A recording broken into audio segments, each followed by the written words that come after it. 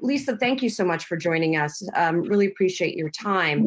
You know, we talk to a lot of economists on this show, and I know that in general, there are not, there's an underrepresentation, can we say, of Black economists. And I wonder how that informs the field of economics, economic policy. I mean, I know this is a big question, but what are your thoughts on that, especially given the past couple of weeks of protests? So, first of all, thank you for having me and thank you for seeing my research. I think it's important because violence is something that affects even industrialized countries. We used to think about it being the purview of developing countries and fragile economies, but this is something that can be visited on industrialized rich countries. And I think it's becoming the case more and more. We have these sporadic outbursts of protest. We have these sporadic killings, police-involved killings, and then we have something that might affect innovation from that paper that you saw that might then affect GDP and could affect GDP long term. So that's why I incorporate lynching. It's a proxy for the rule of law. So I did my dissertation in Russia. I know a lot about the rule of law and how it can depress economic activity. This just happens to be an example from American history. Adam, you need to unmute yourself.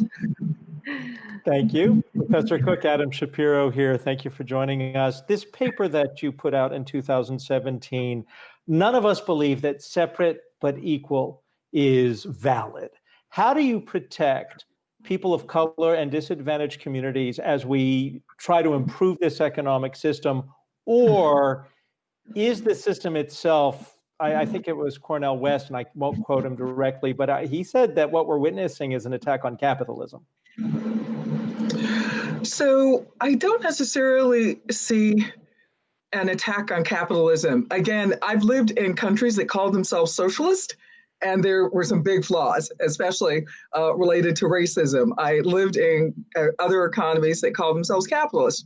Again, problems associated with racism and other types of problems. So I wouldn't go straight to capitalism. But what I would say is that people are concentrated.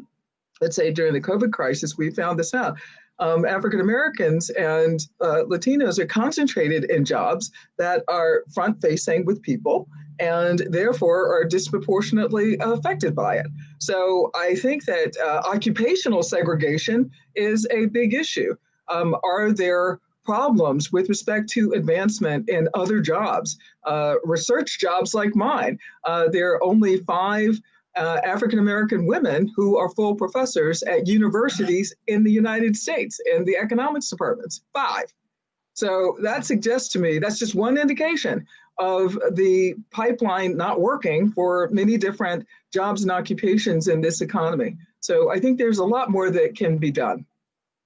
Lisa, we talk about how COVID-19 and coronavirus has disproportionately impacted minority communities. I guess, obviously that also bleeds over rather into the jobs market and disproportionate affecting of job losses. So I guess when we talk about bringing the economy back online or improving the economy, how do we ensure that minority employees get better jobs on their way back in?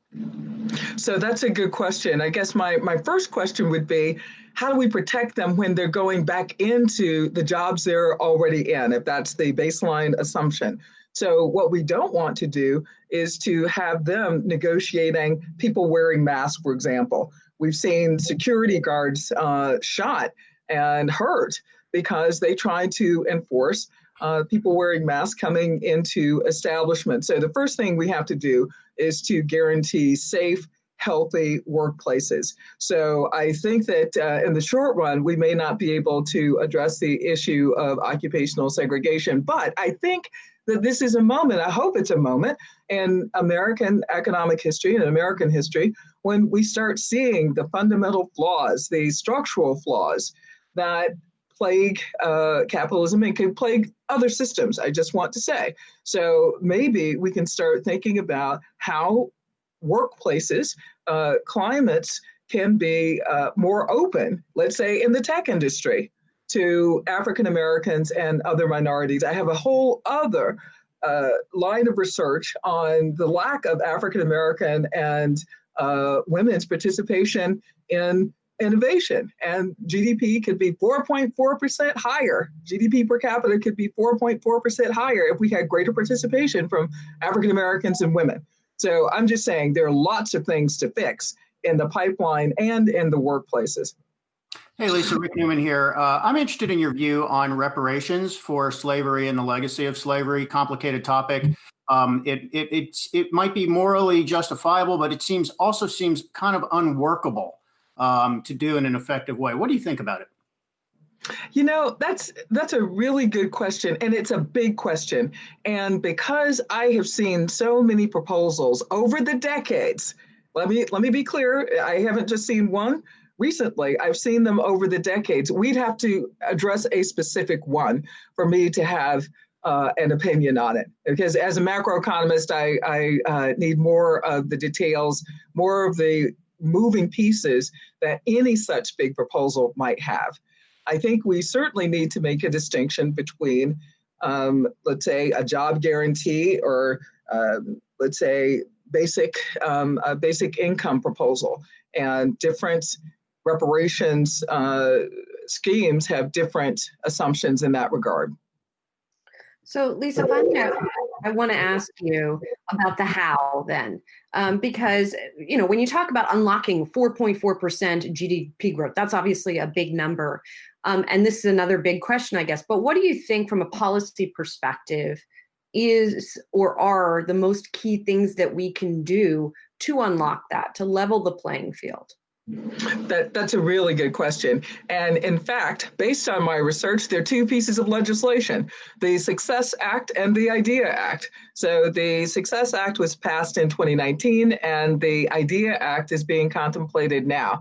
And it is trying to open up innovation opportunities for more women and more minorities and to try to close the racial wealth gap. I think closing the racial wealth gap should be the big focus right now because it is widening. It's not diminishing.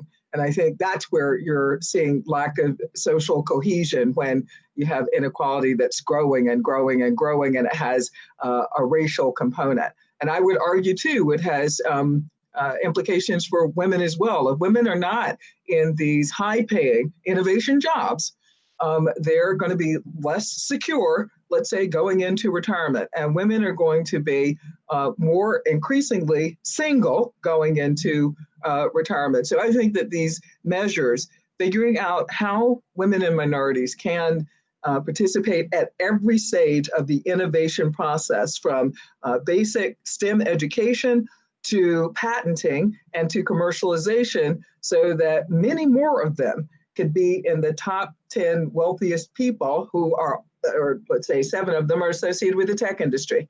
So there certainly need to be more African Americans, more diversity in general at that stage, at the commercialization stage. Lisa, thank you so much for your perspective. I look forward to continuing the conversation another time when we hopefully have you back. Lisa Cook is a professor of economics at Michigan State University. Thank you again. Thank you so much.